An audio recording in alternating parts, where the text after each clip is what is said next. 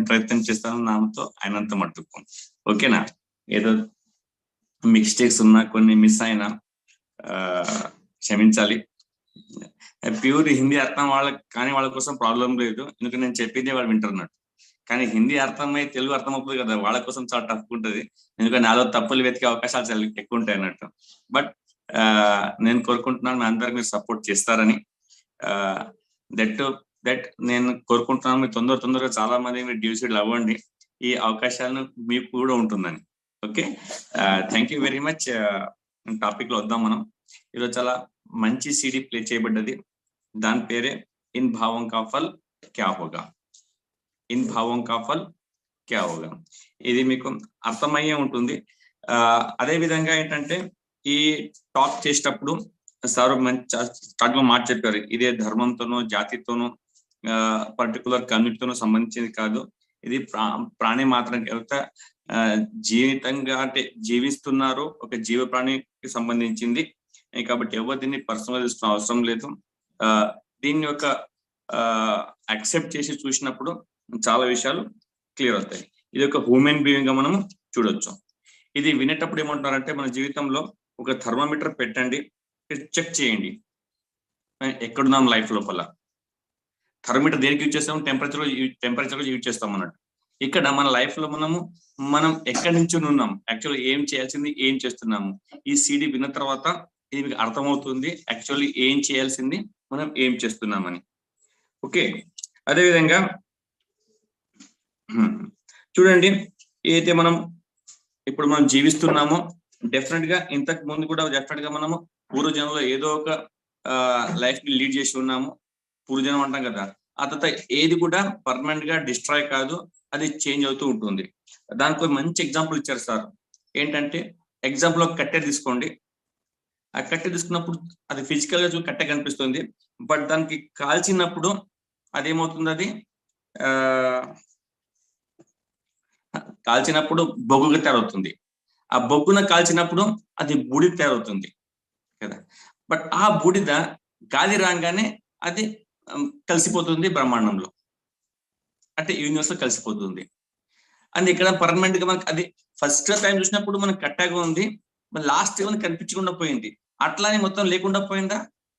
లేకుండా పోలేదు, జస్ట్ దాన్ని రూపు మారుకుంటూ పోయింది. కట్టె నుంచి బొగ్గు, బొగ్గు నుంచి కట్టె నుంచి బొగ్గు, బొగ్గు నుంచి దానికి ఏమన్నా మనం రాకన్నాం కదా, బూడిద నుంచి తర్వాత మనకు బ్రహ్మాండంలో కలిసిపోయింది అన్నట్టు. అటు ఎటు పోలేదు, దాని షేప్ చేంజ్ అయ్యుకుంటది వెళ్ళిపోయింది అన్నట్టు. ఇంకో ఎగ్జాంపుల్ తీసుకోవచ్చు, మనం నీళ్ళని తీసుకోవచ్చు కదా, నీళ్లు ఐస్ తీసుకోవచ్చు. ఐస్ ఫిజికల్ సాలిడ్ గా ఉంటుంది, దానికి మనము కొంచెం వేడి పుట్టినప్పుడు నీళ్ళగా మారుతుంది, బాయిల్ చేస్తే అది ఆవిరికి వెళ్ళిపోతుంది. ఎక్కడైనా పోయిందా? అది ఎక్కడ పోలేదు, జస్ట్ అది ఇంకో దగ్గర కలిసిపోయింది, రూపురేఖలు దాన్ని మార్చుకుంటూ పోయినాయి అన్నట్టు. అదేవిధంగా మనిషి జీవితం కూడా అంతే. మనిషి ఇంతకు ముందును ఇప్పుడు తర్వాత ఉండొచ్చు, కానీ ఆత్మ అనేది మారుతూ, అంటే శరీరం మారుతూ పోతుంది అన్నట్టు. అది చెప్పే ప్రయత్నం చేశారు సార్. ఆ తర్వాత చూడండి, కొంతమంది చూసినప్పుడు పుట్టుకతోనే బాగా శ్రీమంతుడు, పుట్టుకతోనే గొప్పవాళ్ళు చెప్తున్నారు సార్. ఏంటంటే గోల్డెన్ స్పూన్ లో పుడతారని, స్పూన్ తోని. అంటే పుట్టినప్పటి నుంచి వాళ్ళకి ఏది తప్పు ఉండదు, వాళ్ళకి అన్ని ఆర్భాటాలు, ఓకేనా, అన్ని సుఖ సౌకర్యాలు పుట్టుకతోనే అన్ని అందుబాటులో ఉంటాయి, అవునా కదా. ఇలా సేమ్ టైం ఇంకో పిల్లవాడు పుడతాడు, ఆయన దగ్గర ఏముండదు, మొత్తం బీద, రోడ్డు పైనే, అక్కడ ఇక్కడ వాళ్ళ పేరెంట్స్ దగ్గర ఏముండదు, చాలా బీద పరిస్థితుల లోపల ఈవెన్ ఫుడ్ కూడా ఇబ్బంది పడి బతికే పరిస్థితి అన్నట్టు. అంతేందుకు, ఈవెన్ కుక్కని తీసుకోండి, ఓ కుక్క పుట్టినప్పుడు అది గొప్పల ఇంట్లో ఉందనుకోండి, దానికోసము చాలా మంది పనిచేసే వాళ్ళు ఉంటారు, దానికి ఆ యొక్క మ్యామ్ ఉంటుంది కదా, తన దగ్గర కూర్చొని పెట్టుకొని మంచి ఏసీ కార్లో తీసుకొని తిరుగుతూ ఉంటుంది. బట్ సేమ్ టైం ఇంకొక రోడ్ పుడుతుంది, దానికి అందరు తిడుతుంటారు, కొడుతూ ఉంటారు, దానికి ఏమి దొరకదు కూడా, దానికి అన్నట్టు రోడ్డు మీద దొరికిందే ఎంచుకుని తింటూ ఉంటుంది. బట్ ఇద్దరు కూడా ప్రాణి మాత్రలే, ఇద్దరికి అట్లా ఎందుకు జరిగింది ఒక్కసారి ఆలోచించాల్సిన విషయం ఉంది. అంటే దీనికి ఏమంటున్నారంటే ఇది వాళ్ళ చేసుకున్న కర్మల యొక్క ఫలితాలు, వాళ్ళ చేసిన యొక్క కర్మల యొక్క ఫలితాలు. గీతలు ఏమంటారంటే శ్రీకృష్ణుడు మీ కర్మ అంటే మీ పని మీరు చేసుకుంటూ పోండి, ఫలితాన్ని మీరు ఆశించకండి. అంటే మీరు చేయాల్సింది చేసుకుంటూ పోతే మీకు రావాల్సింది మీకు వస్తుంది. ఓన్లీ కావలసిన దాని గురించి ఆలోచించుకుంటూ మరి చేయాల్సింది చేయనప్పుడు అది సాధ్యపడదు. పని చేసే పని మీది, దానికి ప్రతిఫలం ఇచ్చేది నా పని. అంటే నా పని అంటే ఎట్లా వస్తున్నది? మీరు చేసే పని పైన ఆ ఫలితం ఆధారపడుతుంది. పని చేయకుండా నాకు కావాలి అంటే రాదు కదా. ఆ పని చేసిన తర్వాత మీకు ఏం రావాలో అది ఆయన డిసైడ్ చేస్తాడు అన్నట్టు. అది కూడా మీ కర్మలను బట్టి. ఆ తర్వాత ఒక చిన్న ఎగ్జాంపుల్ ఇచ్చారు. ఒక 2 కిలోమీటర్ల దూరంలో ఎలక్ట్రికల్ పోల్ ఉంది. అక్కడ ఇక్కడ నుంచి మనం కనిపించి చూస్తున్నాం. సేమ్ విషయం మీ ఫ్రెండ్ కి చెప్పారు, 2 కిలోమీటర్ల దూరంలో అక్కడ ఒక ఎలక్ట్రికల్ పోల్ ఉంది అని. ఆయనకి అది కనిపించట్లేదు. ఆయనకి అది నమ్మడం లేదు. అది ఆయన నమ్మినంత మాత్రాన నమ్మనంత మాత్రాన నమ్మకపోయినంత మాత్రాన అక్కడ పోల్ ఉండకపోదు కదా. అక్కడ పోల్ ఉంది, మీకు తెలుసు, మీరు చూశారు. ఆయనకు కనిపించట్లేదు, అది ఆయన చూడలేకపోతున్నారు. ఆ ప్రాబ్లం ఎక్కడ ఉంది? ఆయనలో ఉంది. ఆయన కంటి లోపల ప్రాబ్లం ఉంది, చూపులో ప్రాబ్లం ఉంది, ఏదైనా పొర వచ్చి ఉండొచ్చు. రిపేర్ ఎక్కడ చేయాలా? తన కళ్ళల్లో. ఆ పొర తీసేస్తే అది కనిపిస్తుంది. ఓకేనా. ఇట్లా చాలాసార్లు మన లైఫ్ లో కూడా ఇలాగే జరుగుతూ ఉంటుంది. ఓకేనా. ఇంకొంచెం కొంచెం పక్కన పెట్టేసి మనం మాట్లాడితే, ఇప్పుడు చూడండి, ఈ బిజినెస్ లో కూడా మాట్లాడుతున్నప్పుడు మనం ఏదో చెప్పదలిచాము, మనకి ఏదో ఇవ్వదలిచాము, జనాలు దాన్ని చూడలేకపోతారు. అందరు ఎందుకు బిజినెస్ లో రారు అంటే సింపుల్ విషయం. మనం ఏదైతే చూస్తున్నామో, అయితే మనం చూపించదలిచామో దాన్ని వాడు చూడలేకపోతున్నారు. మనం దీనిలో ఒక అవకాశం చూపిస్తున్నామో దాంట్లో వాళ్ళకు ప్రాబ్లం కనిపిస్తా ఉంది. అంటే ప్రాబ్లం ఎక్కడ ఉంది? నాకు అబ్బ లేదు, నా ప్రాబ్లం మనలో లేదు, ప్రాబ్లం చూసే వాళ్ళలో ఉంది. దానికి మనమేం చేయలేమన్నట్టు.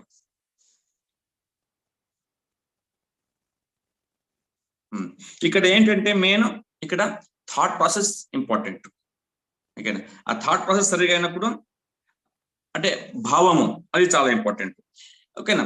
ఆ భావం నుంచే మీకు ఆలోచన వస్తుంది. ఆలోచన నుంచే మీకు వర్డ్స్ వస్తాయి, వర్డ్స్ నుంచే యాక్షన్ వస్తాయి. తద్వారా అంతా డిసైడ్ అవుతున్నట్టు. ఇక చిన్న ఎగ్జాంపుల్ తీసాను.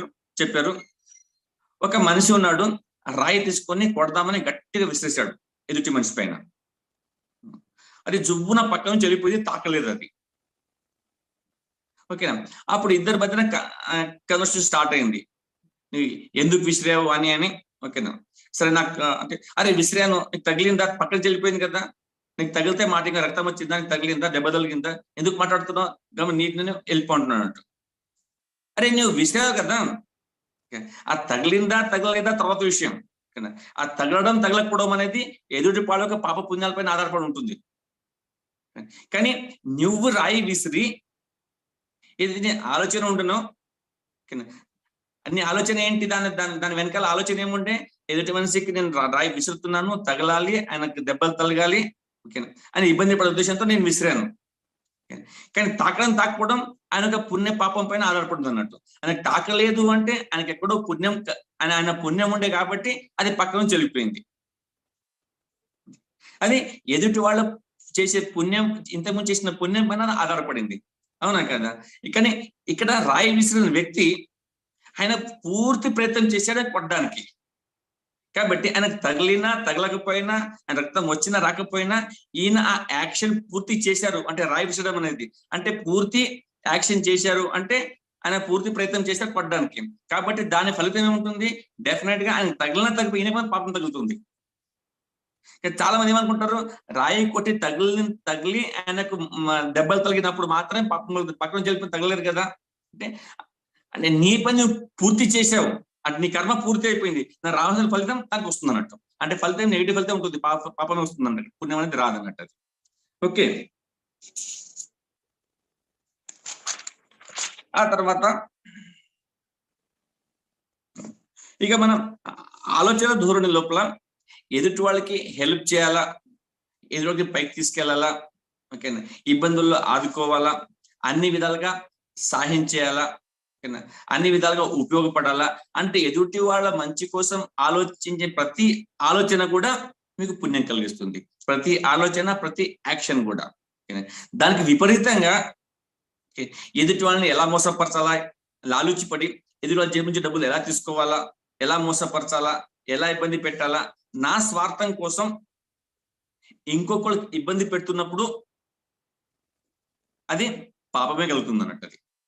అది కొన్నిసార్లు స్వీట్ గా మాట్లాడి, మంచి మాట్లాడి, మంచి ఎగ్జాంపుల్స్ చెప్పి ఆయన కొన్ని పనులు చేయిస్తున్నారు. బట్ ఇంటెన్షన్ దాంట్లోపల ఆయన కన్నా ఆయన మంచితనం కన్నా అక్కడ మన స్వార్థం ఎక్కువైనప్పుడు ఆ డెఫినెట్ పాపం మనం కలుగుతున్నట్టు. ఎదుటివాడు ఇన్నోసెన్స్ కదా. మీ యాక్షన్, మీ మాటల వెనకాల భావమైన అర్థం చేసుకోకపోవచ్చు, ఓకే. పైవాడు చూస్తున్నాడు కదా, పైవాడు అన్ని తెలుసు అన్నట్టు. ఓకే, దానికి రిజల్ట్ ఏముంటుంది, పాపం కిందకి వస్తుంది అన్నట్టు అది. ఓకే, ఆ తర్వాత అక్కడ చాలా విషయాలు చెప్పి రాయలేకపోయాను నేను. చార్ శత్రు గురించి చెప్పారు, ఓకేనా. ఆ తర్వాత చాలా విషయాలు చెప్పారు, కొన్ని మిస్ అయిపోయాను నేను. ఆ తర్వాత దీనికి ఎగ్జాంపుల్ గా చిన్న ఎగ్జాంపుల్ తీసుకున్నారు, ఒక మచ్చర్ దోమ. అది చూడండి, ఒక దోమ ఒక శరీరం పైన కూర్చొని అది జస్ట్ అది కుట్టడానికి ప్రయత్నం చేస్తుంది. దానికి ఏమి ఆకలి అయింది కొంచెం, దాని ఆహారం ఏంటి, బ్లడ్. అది ఆకలి తెచ్చుకోనికి శరీరం పైన వచ్చి కూర్చొంది, ఇంకా కట్ చేయలేదు, ఇంకా కుట్టలేదు, ఇంకా రక్తం తీయలేదు. టక్కున ఏం చేస్తాం మనము, అప్పుడు దాంట్లో కొట్టి చంపిస్తాం. అది ఏం చేసింది, ఆకలి తెచ్చుకొని మీ మీద కూర్చుంది అంతే, అది ఇంకా కుట్ట కూడా లేదు, కానీ అప్పుడే మనం చంపేశాం. కానీ ఒకసారి చూడండి, అక్కడ మర్డర్ జరిగిపోయింది, దాన్ని చంపేశాం. దానికి చంపినందుకు మాత్రాన పాపం వస్తుందా, పుణ్యం వస్తుందా? ఇప్పుడు దేవుని దగ్గర న్యాయం సమానంగా ఉంటుంది. ఒక ఏనుగుకు చంపినా, మనిషికి చంపినా, దోమకు చంపినా, చంపడం అనే పని జరిగిపోయింది. చంపడం ఉంది పాపంతో కూడుకున్న పని. అరే అది నా మీద కూర్చుని నాకు అది కుట్టుతా ఉంది. మీది పోయింది ఎంత, చిన్న ఒక దానికి ఏమంటారు, ఒక బిందు, ఒక చిన్న డ్రాప్ ఆఫ్ బ్లడ్ లో 1/4 అన్నట్టు.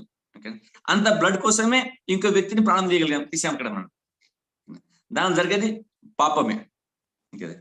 అదే విధంగా ఇప్పుడు చూడండి, ఇక్కడ నేను వెజ్ నాన్ వెజ్ గురించి మాట్లాడట్లేదు, ఒక చిన్న ఎగ్జాంపుల్ ఇస్తున్నా సార్. ఇక్కడ ఏమంటానంటే, ఇప్పుడు మన పిల్లవాడు ఉన్నాడు, చిన్న పిల్లవాడు, వానికి ఏ ఇబ్బంది కలిగినా చాలా ఇబ్బంది పడతాం మనము. డాక్టర్ తీసుకెళ్తాం, మెడిసిన్ ఇప్పిస్తాము, ట్రీట్మెంట్ చేపిస్తాము, అవును కదా. ఎందుకు, మన పిల్లవాడు. అదే చికెన్, చిన్న కోడి పిల్ల ఉందనుకోండి, దాన్ని మనం ఫ్రై చేసి తింటున్నాము. మనకు మన బిడ్డ ఎంత ముద్దు, దాని బిడ్డ అంతే ముద్దు కదా, అవునా కదా. మరి అంటే ఏదైతే ఇబ్బంది కలుగుతా ఉందో అది మంచిది కాదని చెప్తున్నారు. ఇక్కడ నేను నాన్ వెజ్ మానేయని చెప్పట్లేదు, బట్ ఇక్కడ సందర్భంలో ఈ విషయం వచ్చింది కాబట్టి సార్ ఈ విషయం చెప్పారన్నట్టు.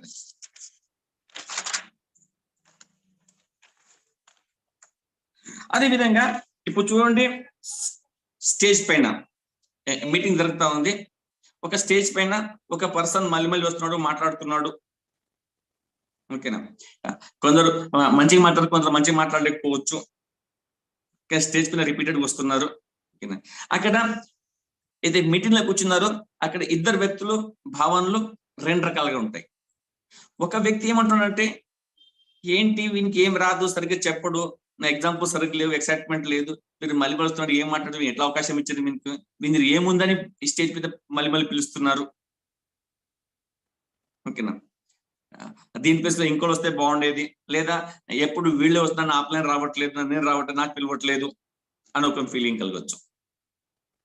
ఇట్ సేమ్ టైం పక్కన ఇంకో వ్యక్తి చూడండి, ఎంత మంచి హోప్ దొరుకుతా ఉంది. స్టేజ్ పైన వ్యక్తి ఏం మాట్లాడలేకపోయినా కానీ మళ్ళీ వస్తున్నాడు అంటే, ఇక్కడ ఎలాంటి వాళ్ళైనా ఎదగొచ్చు, ఎవరైనా సక్సెస్ కావచ్చు, ఎవరైనా ముందుకు వెళ్ళొచ్చు.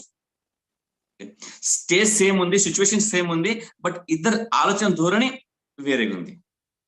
ఇక్కడ మీరు డిసైడ్ చేయొచ్చు ఎవరికి పుణ్యం వస్తుంది, ఎవరికి పాపం వస్తుంది అనేది, అన్నా కదా. ఇప్పుడు ఎవరైతే ఇతరుల నుంచి మంచిగా ఆలోచిస్తున్నారో డెఫినెట్ గా మంచి జరుగుతుంది అన్నట్టు. ఇవి మన చేతుల్లో లేవు. అదేవిధంగా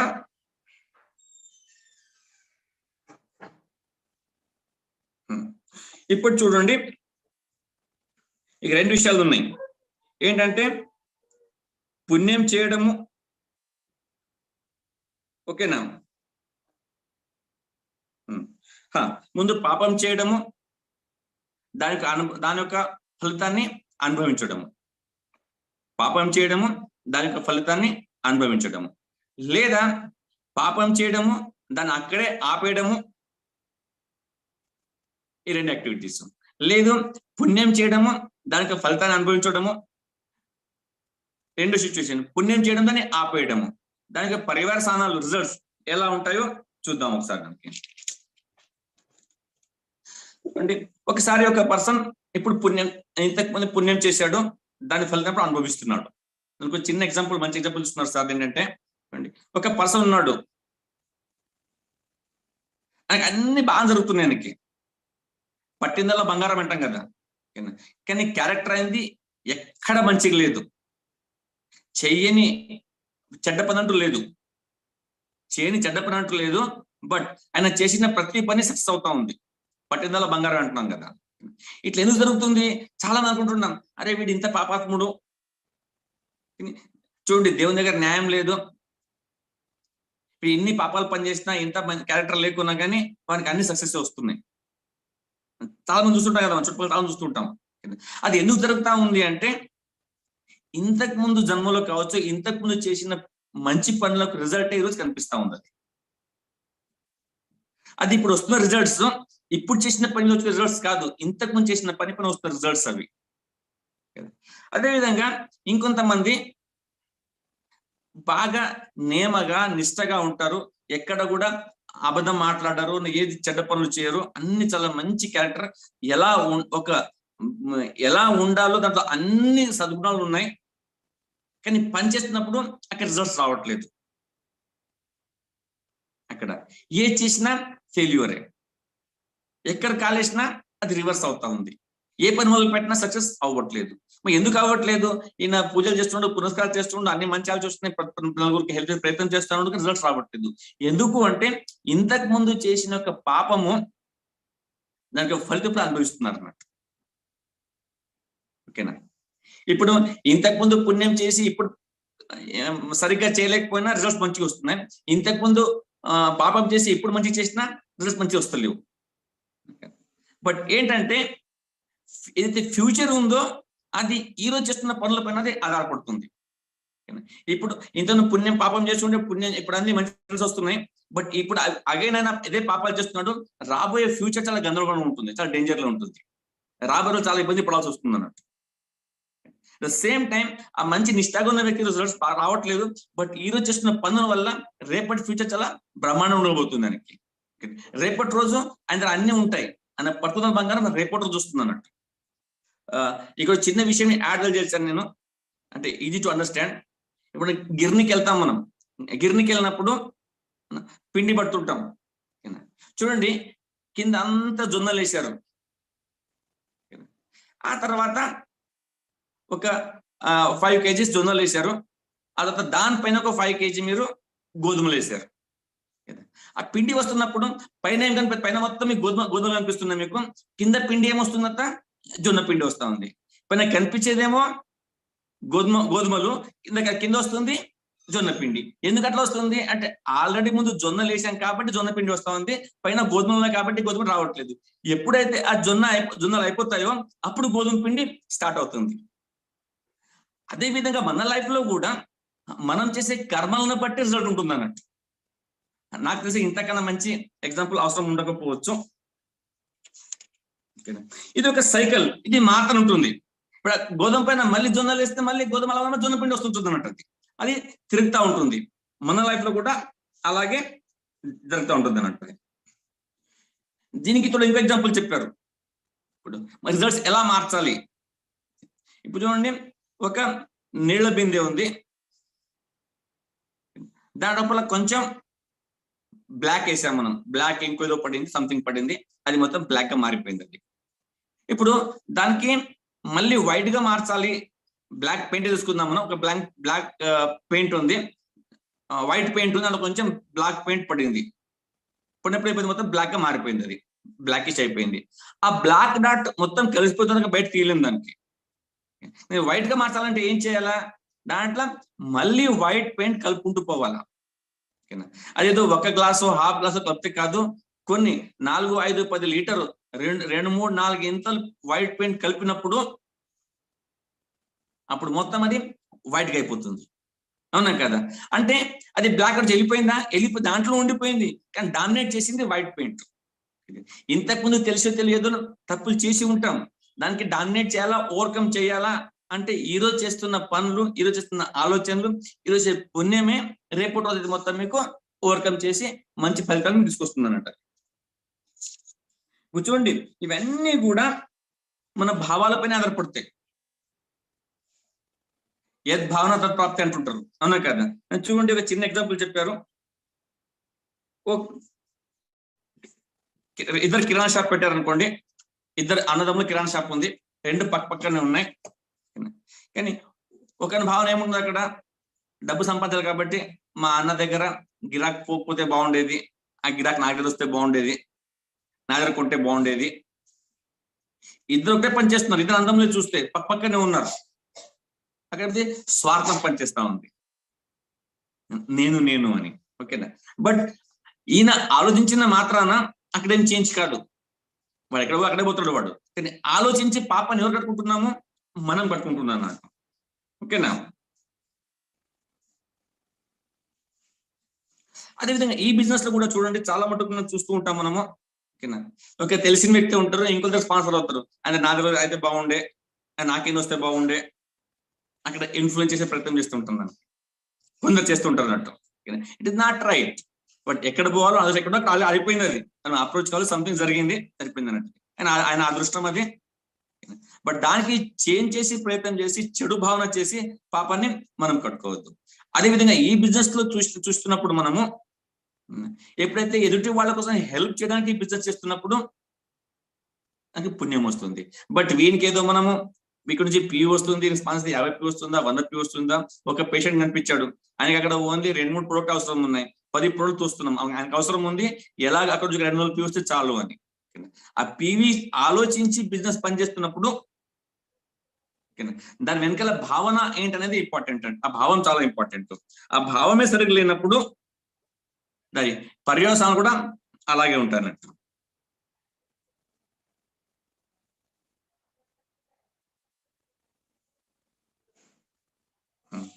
అందుకని మీరు రాసి పెట్టుకోండి, ఏ పని చేస్తున్నా ఇన్ భావం కా ఫల్ క్యా హోగా.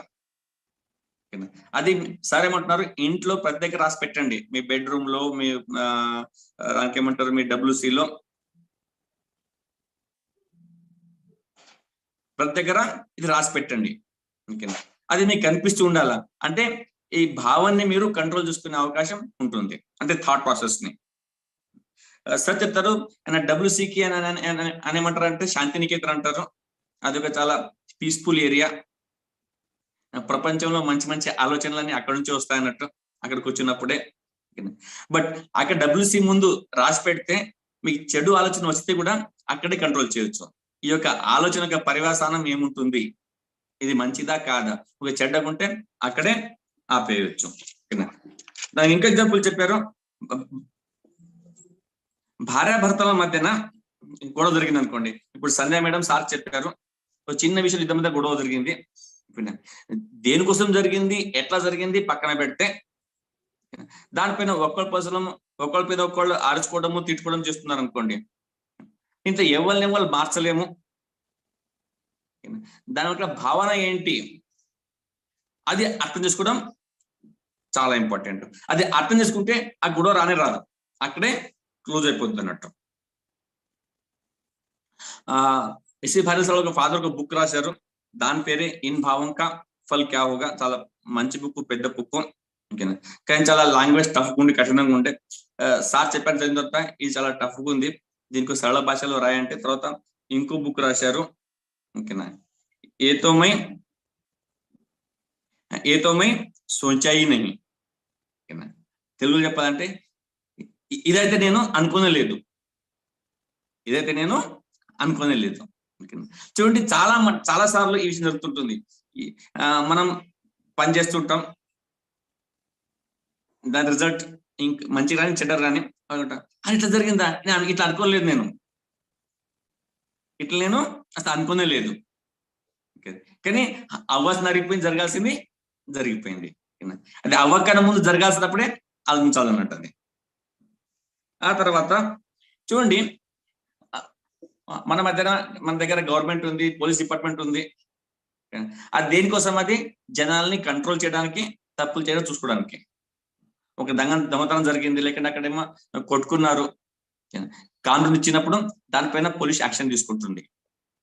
ఎందుకంటే అది ఫిజికల్ గా అది జరిగింది కాబట్టి. ఎవరైనా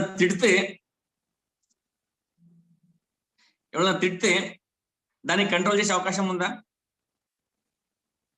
తిట్టాము, మేము మనుషులు తిట్టుకున్నారు, నోటిని తిట్టారు, దానికి ప్రూఫ్ ఏమి ఉండదు కదా. అది వాళ్ళకి ఏం కావాలా? ప్రూఫ్ కావాలా అన్నా కదా. కానీ కొన్ని పనులు గవర్నమెంట్ చేయలేదు, ఇది ఎవరికి వారు తీసుకోవాల్సింది. మంచి సమాజం కోసం అది మార్పు మనలో రావాల్సింది అన్నట్టు. అది ఆ వాణి పైన, అంటే మాటల పైన కంట్రోల్ ఎవరిది ఉండదు. ఇది చూడండి, సార్ చెప్పారు, ఈ లాస్ట్ 3 days నుంచి ఆయన మీటింగ్ చేస్తున్నారు. ఇప్పుడు పనులు జరుగుతా ఉంది, ఆయన చాలా మంది పొగుడుతున్నారు, జాగ్రత్తగా చాలా నిష్ఠగా వింటున్నారు, నోట్స్ ప్రిపేర్ చేస్తున్నారు. ఆయన కింద చూడు చాలా మంది మొక్కుతున్నారు కూడా. ఇవి ఎందుకు? ఈ 3 రోజుల్లో ఆయన చాలా మంచి మంచి విషయాలు నేర్పిస్తున్నారు, చెప్తున్నారు, మాట్లాడుతున్నారు కాబట్టి అలా జరుగుతా ఉంది. దానికి విపరీతంగా ఆలోచించండి. ఓకేనా? ఆయన తిడుతున్నారు, అంత ఏదో పిచ్చి మాట్లాడుతున్నారు, ఓకేనా, అంత నెగిటివ్ చెప్తున్నారు. ఈ రెస్పెక్ట్, ఈ రెస్పాన్స్ ఉంటుందా? ఉండదు. ఎందుకంటే అంత డిపెండ్ అవుతుంది మనం ఏం మాట్లాడుతున్నాం అనేది ఉపయోగపడుతుంది. మాట ఎక్కడి నుంచి వస్తాయి? ఆలోచన నుంచి. ఆలోచన నుంచే మాట వస్తుంది, మాట నుంచే ఆచరణ వస్తుంది అన్నట్టు. అది అంటే మూలం ఎక్కడ? ఆలోచన దగ్గర. అది సరిగ్గా అవుతే ఆటోమేటిక్ గా అన్ని మంచిగా అయిపోతాయి. అందుకని మనసుని కంట్రోల్ చేసుకుని, ఆలోచనల్ని కంట్రోల్ చేసుకుంటే ఏదైనా చేయొచ్చు. ఇప్పుడు చాలా చూస్తుంటాం మనం, ఏంటి ఈ లిక్కర్ది, ఓకేనా, అది ఆరోగ్యానికి మంచిది కాదని అందరికి తెలుసు, చెప్తూ ఉంటారు. ఓకేనా, చాలా సార్లు గవర్నమెంట్ కూడా దానిపైన రకరకాల ట్యాక్స్లు పెంచుతూ ఉంటది. దాన్ని కొన్ని కంట్రోల్ చేస్తూ ఉంటారు. ఓకేనా, ఈ సినిమాల్లో యాడ్ చూపిస్తుంటారు, అంటే టీవీలో యాడ్ చేస్తుంటారు, ధూమ్రపానం మంచిది కాదు అని. ఈవెన్ ఆ పెట్టె పైన కూడా పెద్ద పెద్ద అక్షరాలు రాస్తుంటారు, ఆరోగ్యానికి మంచిది, హానికరం అని. ఇవన్నీ చేయడం వల్ల కంట్రోల్ అవుతుందా? అవ్వదు. దీనికి నిజంగా మనస్ఫూర్తిగా పూర్తి కంట్రోల్ చేయాలంటే ఎక్కడ చేయాలా? మ్యానుఫ్యాక్చరింగ్. అది మ్యానుఫ్యాక్చరింగ్ ఆపిస్తే ఈ గొడవ ఉండదు కదా. దాన్ని వదిలేసి ఇక్కడ ప్రయత్నం చేస్తే అవ్వదు కదా అది. అదే విధంగా మన ఆలోచనలో కూడా దీనికి మూలం ఎక్కడ?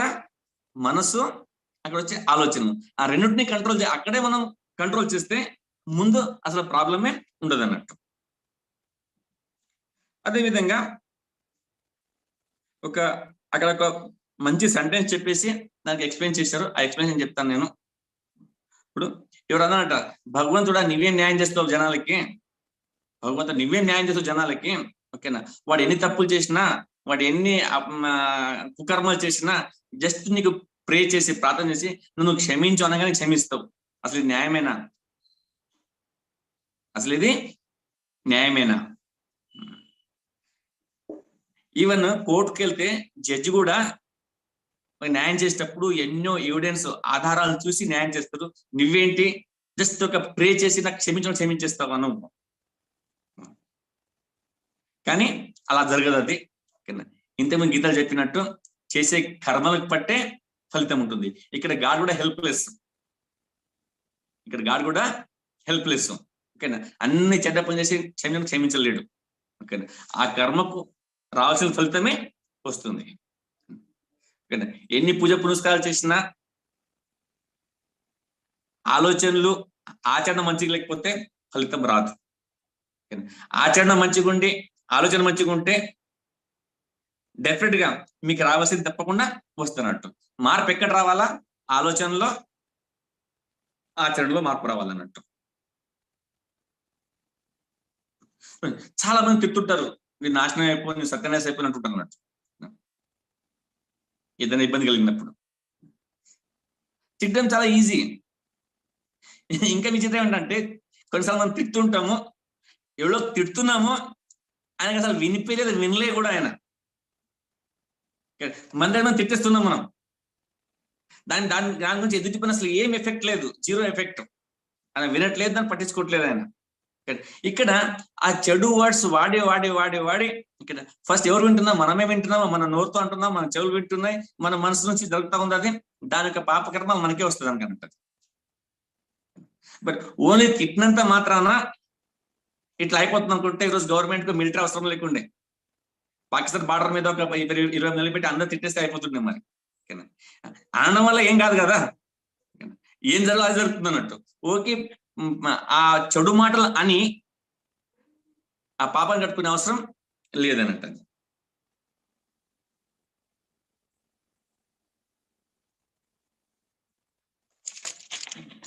ఆ తర్వాత ఇక్కడ ఒక మదర్ ఎగ్జాంపుల్ ఇచ్చారు. ఒక తల్లి ఒక 9 మంది బిడ్డల్ని కనింది. ఆ కనేటప్పుడు ఆమె పడ్డ అవస్థ ఆమెకు తెలుసు. ఆ గర్భంలో ఉన్నప్పుడు ఆ పిల్లలు తన్ని ఉంటారు, తల్లికి ఎన్నో ఇబ్బందులు కలిగి ఉంటాయి.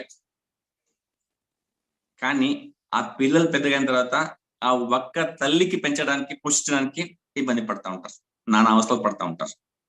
కానీ ఆమెకు చాలని ఇన్కమ్ లోపల ఉన్న ఈ కొద్ది ఆహారం లోపల నుంచి, సంపాదన నుంచినే వాళ్ళకి అందరికి తను తినకున్న తల్లిదండ్రులు వాళ్ళకు పోషించి పెద్ద చేస్తున్నారు.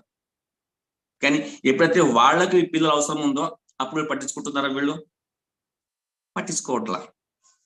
ఎన్నోసార్లు జ్వరాలు వచ్చినప్పుడు తన దగ్గర తండ్రి కొనుక్కోబెట్టుకుంటాడు. ఎందుకంటే అక్కడ తనలో ఉన్న వేడి ఆ పిల్లలకంటే కొంచెం సరి తగ్గుతుందని. ఎన్నో రాత్రులు తల్లి వీళ్ళ మలమూత్రాన్ని క్లీన్ చేస్తూ ఉంటుంది. ఎన్నోసార్లు విసర్జిస్తూ ఉంటారు వీళ్ళు పిల్లలు, అవునా కదా?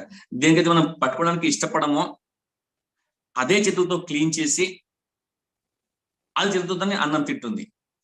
కానీ వీళ్ళు పెద్దగా ప్రయోజకులు అయిన తర్వాత ఎప్పుడైతే వీళ్ళకి అవసరం ఉందో చాలా మంది పట్టించుకోవట్లేదు. ఒకసారి ఆలోచించండి, మన ఈ ప్రపంచం డూప్లికేషన్ లో ఉంది. మీ పిల్లవాడు దీన్ని చూస్తున్నాడు, దీని పర్వసనం రేపు ఏముంటుంది ఒకసారి గమనించండి. మీరు చూడండి, ఒకసారి పిల్లవాడు పెద్దవాడు అవ్వగానే, పెళ్లి అవ్వగానే, ఒక అందమైన భార్య రాగానే ఆమె అంటుంది, హే వీళ్ళని చూసుకోలేను, నేను పక్కన ఉందాం, వీళ్ళతో ఉండలేము మనం. తప్పు ఆమెదా, తప్పు మీద కాదు. రేపు దాని యొక్క ఫలితాన్ని అనిపించాల్సి ఉంటుంది. ఇంకో ఎగ్జాంపుల్ చెప్పారు ఏంటంటే, తండ్రి హెల్త్ ఇబ్బంది ఉండి బాగా దగ్గుతున్నాడు. నెక్స్ట్ డే మార్నింగ్ వచ్చి, ఏ రాత్రి దగ్గుతున్నావు, మన నిద్ర డిస్టర్బ్ అవుతుంది. అక్కడే కొడుకుడు చూస్తున్నాడు. రేపు రోజు మీకు అదే అంటాడు. ఒకసారి ఆలోచించండి. దీన్ని కొంచెం ఎక్స్టెండ్ చేసి ఒక చిన్న ఎగ్జాంపుల్ తో నేను ముందుకెళ్తాను. ఇప్పుడు ఎట్లా తయారైన ప్రపంచం అంటే, చుట్టుపక్కల చూడండి. ఇంతకు ముందుకి ఇప్పుడు చూస్తున్నాను, ఇంతకు ముందు జనాలు పిల్లల్ని ఎక్కువ పట్టించుకునేవాళ్ళు కాదు, పేరెంట్స్ ని బాగా పట్టించుకునేవాళ్ళు. తల్లిదండ్రులు కావచ్చు, ఎల్డర్స్ ని బాగా పట్టించుకునేవాళ్ళు, బాగా కేర్ చూసుకునేవాళ్ళు. ఈరోజు సీన్ మారిపోయింది. తల్లిదండ్రులకు ఎక్కువ ప్రేమ పిల్లలపైన అయిపోయింది. పిల్లలు ఏ ఇబ్బంది పడవద్దు, ఓకేనా? చిన్న చిన్న విషయాలు చాలా కేర్ తీసుకొని, ఓకేనా? తల్లిదండ్రులు మన పిల్లలు కంపేర్ చేసినప్పుడు తల్లిదండ్రులకు లాస్ట్ స్టేజ్, ఫస్ట్ ప్రిఫరెన్స్ మన పిల్లలకు ఉంటుంది. ఎందుకు? రేపు వాళ్ళ ప్రయోజకులు కావాలా, వాళ్ళకి కలపడం వాళ్ళు నిలబడాలా, వాళ్ళకి ఏ ఇబ్బంది కలగొద్దు, అవునా కదా? అదే సైకిల్ డూప్లికేట్ అవుతుంది. రేపు పిల్లలు పెద్దగైన తర్వాత వాళ్ళు అదే చేస్తున్నారు, మీ పక్కన పెట్టేసి వాళ్ళ పిల్లలు వాళ్ళు చూసుకుంటున్నారు. ఆ డూప్లికేషన్ అలాగే ముందుకెళ్తా ఉంది. ఇంతకన్నా ముందు ఈ ఓల్డేజ్ హోమ్స్ లేవు. ఎందుకంటే టాప్ ప్రిఫరెన్స్ పేరెంట్స్ కు ఉండేది, పెద్దవాళ్ళకు ఉండేది, లీస్ట్ ప్రిఫరెన్స్ పిల్లలకు ఉండేది. ఇప్పుడు సీన్ రివర్స్ అయిపోతుంది. కాబట్టి ఎన్ని ఉదాహరణలు పెరుగుతా ఉన్నాయి అన్నట్టు. దాన్ని ఆలోచించాల్సిన విషయం ఇది, డూప్లికేషన్ ఏం జరుగుతుంది అనేది. ఆ తర్వాత ఇప్పుడు చిన్న ఎగ్జాంపుల్, ఒక మంచి స్టోరీ చెప్పారు. ఓ ఫ్యామిలీ, భార్య భర్త, ఒక పిల్లవాడు 15 ఇయర్స్ ఏజ్ లో ఉన్నాడు. బట్ ప్రతి యాక్టివిటీకి వాళ్ళ ఫాదర్ బాగా తిట్టేవాడు. ఇది బాగా చేయాలి, అది బాగా చేయాలి, ఇది మంచిగా చేయాలి, అది మంచిగా చేయాలి, ఎప్పుడు మెచ్చుకున్నప్పుడు ఎప్పుడు తిట్టేది అన్నట్టు, స్తమాన్ని తిట్టుకుంటూ పోయేది. అది విని విని విని విని విని విని విని ఆ బాబుకు తండ్రి పైన ఒక అసూయ ఏర్పడింది. ఓకేనా, ఒక నెగటివ్ ఫీలింగ్ ఏర్పడింది. ఒకటి డిసైడ్ చేశాడు, ఇది వీడేం తండ్రి, ఓకేనా, నా లైఫ్ లోపల ఒక శాపంగా మారిపోయాడు, ఇక చాలు, ఇక నేను ఇంతకన్నా ఎక్కువ భరించలేను, ఎలాగ చేయాలా, దీన్ని చంపేసేయాలి, తండ్రిని చంపేసేయాలి డిసైడ్ అయిపోయాడు. ఓకేనా, అదును చూసి చంపేయాలని. ఒకరోజు ఇక ఫైనల్ అయిపోయి ఈరోజు రాత్రి ఈరోజు కహాని ముగించేద్దామని చెప్పేసి మంచి కత్తి దగ్గర పెట్టుకొని రెడీ ఉన్నాడు అన్నట్టు. తల్లి తండ్రి ఇద్దరు మేడ పైన పడుకున్నారు. ఓకేనా, ఈయన మెల్లగా అక్కడ స్టెప్స్ దగ్గర వెళ్ళాడు, వెయిట్ చేస్తా, పోయి చంపేదాం సరికి అక్కడ మాటలు వినిపిస్తున్నాయి, మాటలు వినిపించిన కాబట్టి అక్కడ పోయి చంపలేడు, జస్ట్ అక్కడ వెయిట్ చేస్తున్నాయి, ఎప్పుడు పడుకుంటారా, ఎప్పుడు పడుకుంటారా, పోయి చంపుదామని. మాటలు చించి వినిపిస్తున్నాయి, పోయి చెవి పెట్టి వినడం మొదలు పెట్టాడు, అసలు ఏం మాట్లాడుతున్నారని. అక్కడ తండ్రి అంటున్నాడు, చూడు చూడు భార్య కట్టాడు, చూడు చూడు పైన మీకు ధ్రువతరా కనిపిస్తా ఉంది, ఎంత బాగా కనిపిస్తుంది కదా, బాగా మెరుస్తా ఉంది. ఓకేనా, మనోడు కూడా బాగా తెలివైనడు, బాగా హార్డ్ వర్క్, బాగా ఇంటెలిజెంట్ పర్సన్. ఓకేనా, రేపటి రోజు వీడు కూడా ధ్రువతలాగా వెలుగుతాడు, నలుగురు పేరు ప్రఖ్యాతలు వస్తాయి, చాలా గొప్ప వ్యక్తి అవుతాడు వీడు, నన్ను శాశ్వతంలో కోరుకుంది అదే కదా అని. మరి తల్లి అడుగుతుంది, మరి ఎందుకు తిడుతూ ఉంటామంటే, నేను తిట్టేది వాని మంచి కోసమే, నేను మెచ్చుకుంటే ఆ మెచ్చుకోవడంలో మళ్ళీ వాళ్ళు సరైన పనులు చేయకపోవచ్చు, నేను తిడితే ఇంకా మంచి చేసి ఇంకా తొందరగా సక్సెస్ అయ్యే అవకాశాలు ఎక్కువ ఉంటాయి కదా, నేను తిడుతానని చెప్తాను అన్నమాట. ఆ మాట విన్న తర్వాత ఆ బాబు ఆ చేతి నుంచి ఆ ఖడ్గం కింద పడిపోతుంది, కత్తి కింద పడిపోతుంది, కళ్ళు నుంచి నీళ్ళు కారుతూ ఉంటాయి. అక్కడ పోయి రెండు కాళ్ళు పట్టుకొని వేడుకుంటాడు, నాన్న నీకు నేను గుర్తుపట్టలేకపోయాను, నేను ఏదో అనుకున్నాను, బట్ నా మీద అసలు నీకు ప్రేమే లేదనుకున్నాను, బట్ నీ వెనకాల ఎంత ఉందా అసలు నీ మనసులో అని సరెండర్ అయిపోయినట్టు. చూడండి, కొన్నిసార్లు మనకు కనిపించవు, వినిపించవు, కానీ దీని వెనకాల చాలా భావన ఉంటుంది అన్నట్టు. అదేవిధంగా వాళ్ళ బాగోగుల కోసం పనిచేసినప్పుడు డెఫినెట్ గా సక్సెస్ అనేది వస్తుంది అన్నట్టు. లాస్ట్ లో ఒక మాట చెప్పారు, టోటల్ యాక్సెప్టబిలిటీ. ఎలా ఉందో దాన్ని అలాగే స్వీకరించాలి, దాన్ని మనం మార్చలేము. సిచ్యువేషన్ ఏదైనా కావచ్చు, అంటే కావచ్చు, ఉన్నట్టు దాన్ని స్వీకరిస్తే ఇక లైఫ్ లో ఏ ప్రాబ్లం ఉండదు, టెన్షన్ ఉండదు. ఒక మూలమంత్రం తీసుకోవచ్చు, ఏంటంటే ఆ అందమైన సుఖమైన జీవితానికి ఒకటే ఒక మార్గము, ఉన్నట్టు దాన్ని స్వీకరించడం, దానికి మార్పు చేసే ప్రయత్నంలోనే టెన్షన్లన్నీ, అవి మన చేతిలో ఉండవు. ఒక చిన్న ఎగ్జాంపుల్ చెప్పారు, ఇక ఒక పేరెంట్స్ ఉన్నారు, వాళ్ళకి చిన్న బాబు ఉన్నాడు, ఓకేనా, చాలా అల్లరి బుద్ధులు పెంచుతున్నారు, ఎవ్రీథింగ్ ఇస్ ఫైన్, అంత బాగుంది. కానీ అనుకోని పరిస్థితుల లోపల ఆ పిల్లవాడు చనిపోయాడు, తక్కువ ఆయువు ఉంది, చనిపోయాడు. అది జరిగిపోయింది, అది ఎంత ఏడ్చినా, ఎంత కష్టపడ్డా, ఎంత ఇది చేసినా అది తిరిగి రాదు. దాన్ని మళ్ళీ మళ్ళీ మళ్ళీ గుర్తు చేసుకోవడం, లైఫ్ లాంగ్ బాధపడడం కన్నా రియాలిటీ ఏంటి, ప్రాణం పోయింది, వెళ్ళిపోయింది, అయిపోయి మళ్ళీ రాడు. దాన్ని యాక్సెప్ట్ చేసినప్పుడు సుఖంగా జీవించే అవకాశం మనకు కలుగుతుంది. ఎవరి ప్రాణం ఎవరి చేతిలో ఉండదు.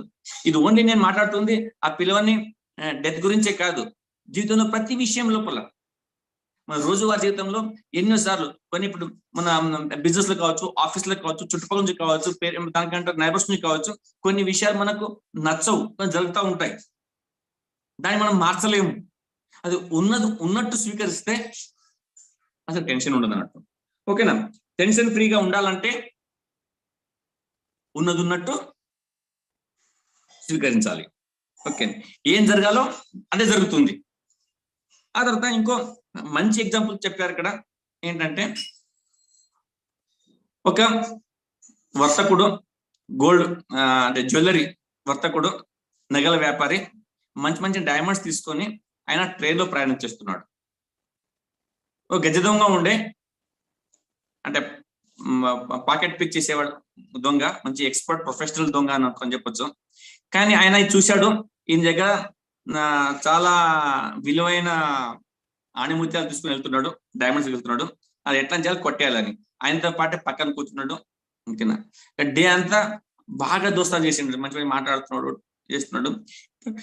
ఇంటెన్షన్ అర్థమైపోయింది, ఎవరికి వర్తకునికి, ఈయన కూడా అనుభవిస్తుండే కదా మరి, ఏదో ఏదో గడబడి ఉందని చెప్పేసి ఆయన కూడా బాగా మాట్లాడుతూ పోయాడు, బాగా తాగిండ్రు, తిన్నారు, అంటే భోజనం కదా భోజనం చేసి ఆ తర్వాత రాత్రి పండుకునే టైం. ఈయన ప్లాన్ ఏంటి, దొంగ ప్లాన్ ఏంటి, రాత్రి 2 గంటలకు ఎట్లా చేయాలా ఆ నగల్ని దొంగలించాలని. ఎక్కడ పెట్టుకున్నో చూసిండు, దాని మీద కన్నేసి పెట్టిండు. రాత్రి మంచి 2-2:30 టైంకి, 2-2:30 టైం లోపల మంచి నిద్ర పడుతుంది. ఓకేనా, అక్కడ నుంచి లేపి వచ్చాను. టక్కని ఆయన వెయిట్ చేస్తున్నాడు, 10 గంటలకు పండుకున్నాడు, మెల్లగా 2 గంటలకు లేచిండు. ఆడ ఈడ అన్ని వెతికిండు, ఎక్కడ వెతికినా ఏ జైల్లో దొక్కలేదు అన్నట్టు. చూస్తూ తెల్లారింది, మళ్ళీ నార్మల్ గా మళ్ళీ ఫ్రెష్ అయిపోయిండు. ఫ్రెష్ అయిపోయిన తర్వాత అలాగే ఇక చాలా లాంగ్ ప్రయాణం కాబట్టి ఇక 2వ రోజు ఇక సరే అయిపోయింది, నా ఉన్నత తెలివితేటలు మొత్తం యూజ్ చేసి ఈ నైట్ ఎట్లా చేయాలా దాన్ని లేపేయాలని ట్రై చేసిన, ప్రయత్నం చేద్దామని ఫిక్స్ అయిపోయిండు. మళ్ళీ సేమ్ అది 2 గంటలకి మళ్ళీ సర్చింగ్ మొదలు పెట్టిండు. ఎంత మొదలు పెట్టినా అది దొరకలేదు. అది మళ్ళీ తెల్లారిపోయింది, ఇద్దరు ట్రైన్ దిగిండ్రు. ఇక ఆ ఛాన్స్ మిస్ అయిపోయింటే కదా మరి, ఈయన ఉండలేకపోయింది. ఇక ఆయన కెరీర్ పైన అది ఒక దబాలాగా అనుకోవచ్చు, ఆయన ఫస్ట్ టైం ఫెయిల్ అవ్వడం. ఇక అనుకున్నాడు ఇక అది ఇట్లా లాంగ్ లేదని చెప్పి దిగిన తర్వాత నాకు శాస్త్రానికి కాళ్ళ మీద పడి, నాయన నేనే గొప్ప అనుకుంటా, నాకన్నా గొప్ప ఉంటున్నావు, 2 రోజులు శాశ్వతల ప్రయత్నం చేస్తున్నా నీ దగ్గర ఉన్న నగల్ని దొంగలిద్దామని. నేను లాస్ట్ అండర్ వేర్ లో ఉన్న పాకెట్ కూడా చెక్ చేసిన, అయినా కానీ దొరకలేదు. అసలు నువ్వు దాచావు ఇక్కడ, అది నాకు అర్థం అవుతలేదు. ఈ రోజు నేను దొంగతనమే మానేస్తాను, నేను ఈ పాకెట్ పికింగే మానేస్తాను నేను. ఒక్కసారి నాకు ఆ విషయం చెప్పాను అంటే నవ్వేనా, నాకు నా ముందే నాకు ఇంటెన్షన్ అర్థమైపోయింది నాకు. నేనేం చేశాను, నేను పడుకున్న ముందు అదును చూసి అది ఒక చిన్న డైమండ్ పాకెట్ కదా, అది నీ జేబులోనే వేసాను నేను. మళ్ళీ పొద్దున 6-6:30కి 2 రోజులు ప్రయత్నం చేస్తున్నావు. అదే మూర్ఖుడా, ఏదైతే కోరుకుంటున్నావో అది నీ దగ్గరనే ఉండే, కానీ నా దగ్గర వెతుకుతున్నావు నువ్వు. దీని వెనకాల సార్ చెప్పిన మీనింగ్ ఏంటంటే, మన లైఫ్ లో కూడా మన దగ్గర చాలా ఉంది సంతోషంగా ఉండడానికి, అది వదిలి మనం పక్కన చూస్తుంటాం. మనం వాడు ఇట్లుండు అట్లుండు, వాడు ఇదేంటి అదేంటి అనేది, అది ఇంపార్టెంట్ కాదు. మన దగ్గరనే చాలా ఉంది, దాన్ని సరిగ్గా అర్థం చేసుకుంటే ఒక మంచి జీవితాన్ని జీవించవచ్చని. ఓకేనా, హ్యాపీనెస్ ఇంకోల్లో కాదు మన దగ్గరనే ఉంది, దాన్ని ఆస్వాదిస్తే చాలని. Thank you very much. నాకు తెలిసినంత నేను చాలా ప్రయత్నం చేశాను. Back to the host.